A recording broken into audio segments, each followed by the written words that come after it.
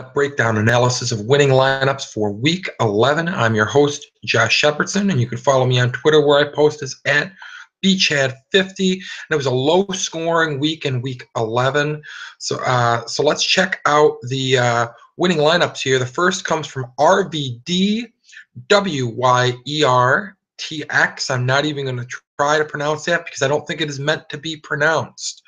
And that's your winner from the FanDuel Million, the $2.5 million Sunday Million at FanDuel. It was headlined by Russell Wilson and it scored 173.1 points. And this is a sub-200-point scoring week, so that alone tells you that it was a low-scoring week from a GPP winning roster perspective. Last week was a low-scoring week as well. This was a lower-scoring week for both winning lineups, but there were some chalky plays on this roster. 3 players rostered on over 20% of the rosters in that contest. But there were also some hidden gems with 4 players on this roster that were rostered on fewer than 5% of teams in the $2.5 million NFL Sunday Million. The first play was one of those under OMs, and that was Russell Wilson against the San Francisco 49ers. He's one of the best dual threat quarterbacks in the league, and we really haven't had one of those big games from Wilson yet this year where he lights it up through the air and also tallies some points on the ground. Didn't exactly light it up in this contest, but 260 yards passing, 3 touchdown passes, no turnovers, and 30 yards rushing on the ground, and that's overall quite the effort. 25 fantasy points. You get 25 fantasy points at that kind of low ownership, you're off to a good start. The next pick was a game changer, though, and at 0.1% ownership, Thomas Rawls was a monster. Was not even announced as the starter until after the 1 o'clock game started, so this was a very ballsy pick. Unlike on DraftKings where you can do the late lineup swap, when you stuck Thomas Rawls in on a FanDuel roster, you really had no idea for sure that he was going to be the guy, that he was going to be the feature back, and that's why he had a 0.1% ownership rate. And boy, oh boy, did you get paid off if you did use him. His 39 fantasy points accounted for 22.5% of this winning roster's total points. One of the biggest rushing efforts of the season, 209 yards rushing, plus touchdown, plus 3 receptions for 46 yards, and another score through the air. That is a monster effort, and at just $5,600, I mean, that's just unbelievable. Huge effort, game changer right there. Next up was the guy who was not a game changer, was part of an offense that failed to live up to the DFS expectations. That's Latavius Murray of the Raiders. And thankfully for this user, they did not invest in the passing attack that was wildly popular this week because the passing attack laid an egg. Latavius Murray mostly laid an egg. I mean, he only ran for 28 yards, but did find pay dirt, and that saved his day and kept this team from crumbling with that bad pick. Not often can you get away with a whiff like this and still win a GPP, but Murray still managed to put up 8.8 points, and that was enough to keep this team from sinking out of first place. Next up is Danny Amendola, another one of the chalkier picks of the week, 28.2% ownership in the FanDuel Million, and boy, oh boy, did a lot of money not change hands or should have changed hands, or however you want to view it, with the premature whistle in the Monday Night Football game.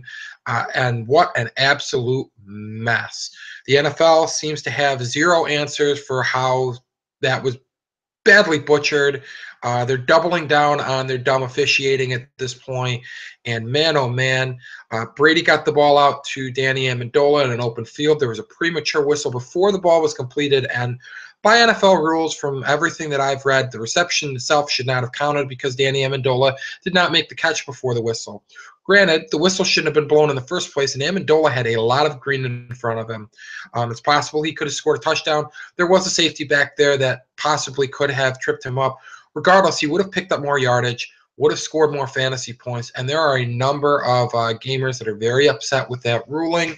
I mean, there's nothing anybody can do about it at this point, but boy, oh boy, it's good to see that it didn't cost this big winner their GPP, because it was just a terrible, terrible call, terrible premature whistle. And in all, Amendola ended up with 9 receptions for 117 yards, no touchdowns. Definitely delivered as a chalk play, but it could have been a bigger effort, and it should have been a bit bigger effort.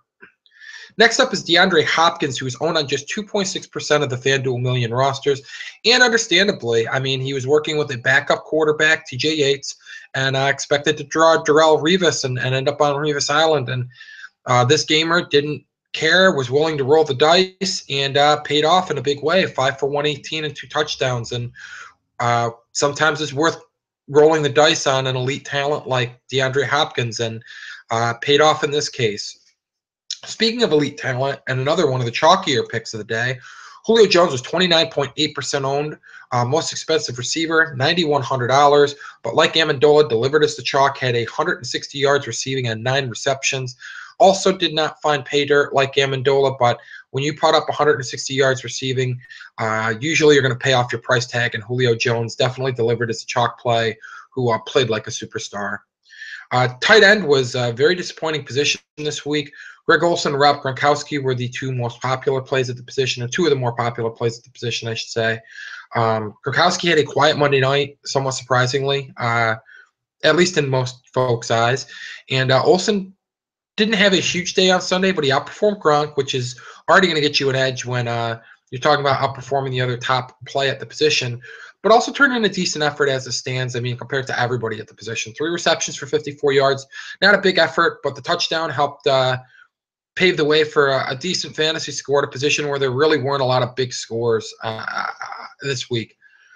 Next up is your kicker, Graham Gano. And once again this week, I'm not going to pretend to handicap kickers or know much beyond saying that if you can get your kicker in between that 12 to 18 point sweet spot, you're doing well. You're not going to lose your GPP based on your kicker if you could fall in that range. And that was the case for Gano this week. Scored 16 fantasy points and a handful of made field goals and PATs, and definitely was good enough. And finally, the defense special teams that was rostered on this GPP winner was the 4.1% owned Houston Texans, who were less popular than their counterpart Jets, who were facing TJ Yates. Took the right side of this one. The $4,500 Houston Texans delivered, only allowed 17 points to Ryan Fitzpatrick and company. Total 3 sacks, as well as a pair of interceptions, and they delivered as a bargain option. That's really all you have to do at $4,500 to be worth your price tag, and the Texans did just that, and that's how you round out a GPP winner on a low-scoring week. Moving on to DraftKings Millionaire Maker, your winner there was Knowles2148, had 5 entries according to the graphic here, and won with 1 of them. So didn't need a million entries to get in there and win this thing.